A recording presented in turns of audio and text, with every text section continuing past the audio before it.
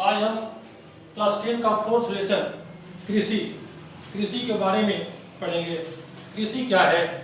भारत का महत्वपूर्ण कृषि एक महत्वपूर्ण संसाधन है जिसमें भारत में लगभग 2/3 लोग कृषि पर निर्भर हैं।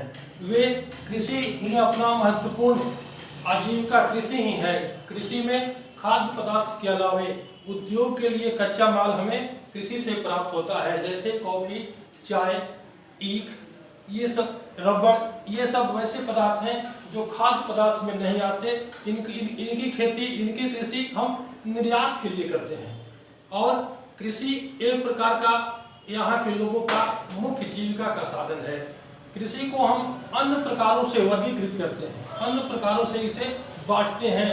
पहला नंबर जीविका निर्वहन कृषि, वैसी कृषि जिसमें वैसी कृषि करते हैं जिससे हमारा जीविका चलता है, जो खाने के काम में आता है, खाद्य पदार्थों में जिसका यूज होता है। यह कृषि बहुत से छोटे टुकड़े पर होता है और इस कृषि का तरीका बहुत पुरानी है और हलों से जोतकर लोग कृषि करते हैं। सिंचाई के लिए लोग मानसून पर निर्भर रहते हैं। इस कृषि में मिट्टी की उर्वरता बहुत कम होती है। प्राचीन युग में ऐसी कृषि स्थानांतरित कृषि कहा जाता था। जैसे एक जगह पर 2-3 बरस कृषि किए, जब वहां की उर्वरता कम हो गई तो दूसरे जगह साफ करके, दूसरे भूमि के टुकड़ों को साफ करके और पुनः कृषि किए। इससे वहां की उर्वरता फिर ठीक हो जाया करती थी और इस तरह खेती का स्वरूप अलग अलग किस्म की भूमि पर अलग अलग समय में कृषि करना था। दूसरा कृषि जीविका निर्वहन कृषि, वैसी कृषि जिसमें खेतों पर जनसंख्या का दबाव बहुत अधिक होता था। घनत्व, वैसा क्षेत्र जहां जनसंख्या का डेंसिटी, जनसंख्या का घनत्व काफी अधिक होता था, वहां लोग अधिक उर्वरता का प्रयोग करके, सिंचाई का उचित साधन का प्रयोग करके और किसी भी तरह उतना अन्न का उत्पादन करते थे जिससे लोगों का जीविका, लोगों का खाने को उतना अन्न प्राप्त हो जाए। यह गहन कृषि थी। तीसरी कृषि थी वाणिज्यिक कृषि। इस कृषि में वैसी कृषि जो व्यापार के उद्देश्य से खेती होती थी, व्यापार लोग करते थे। उस कृषि में कृषि का मुख्य तरीका था व्यापार। व्यापार के लिए, जैसे मान लीजिए उद्योग के लिए कच्चा माल चाहिए, उस खेती से हमें पैसे की प्राप्ति होती थी, हमारी आर्थिक व्यवस्था अच्छा होता था। जैसे हम अन्न उत्पादन, कृषि के अलावे, खाद्य पदार्थों के अलावे अन्य जैसे रबड़, चाय, कॉफी, ये सब जो चीजें थे इसको हम निर्यात करते थे। तो वाणिज्यिक कृषि को हम बहुत बड़े से खेतों के टुकड़े पर करते थे और हमारा उद्देश्य यह होता था कि अधिक से अधिक अन्न का उत्पादन करें और वह अन्न दूसरे देशों में भेजा जाए, जिससे हमारी व्यवस्था, अर्थव्यवस्था मजबूत हो सके।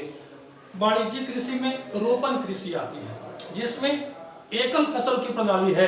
एक ही फसल काफी लंबे भूमि पर की जाती थी, जिससे लोग उसमें एकल कृषि में चाय, कॉफी, रबड़ इत्यादि आते थे। कृषि का स्वरूप भारत में भिन्न प्रकार का है। जैसे कुछ फसलें को हम रबी फसल कहते हैं और कुछ फसल को खरीफ फसल। रबी फसल मुख्यतः अक्टूबर और नवंबर के महीनों में बोते थे और उसकी कटाई हम अप्रैल से लेके जून के मध्य कर लेते थे। रबी की फसलों में मुख्य फसल गेहूं, जौ, चना, सरसों इत्यादि आते थे और खरीफ फसल की बुआई जून जुलाई के मध्य में होता है और उसकी कटाई अक्टूबर और नवंबर के महीने में होता है। इसमें धान और अन्य जैसे मक्का, ये सब चीजें खरीफ फसलों के उदाहरण हैं।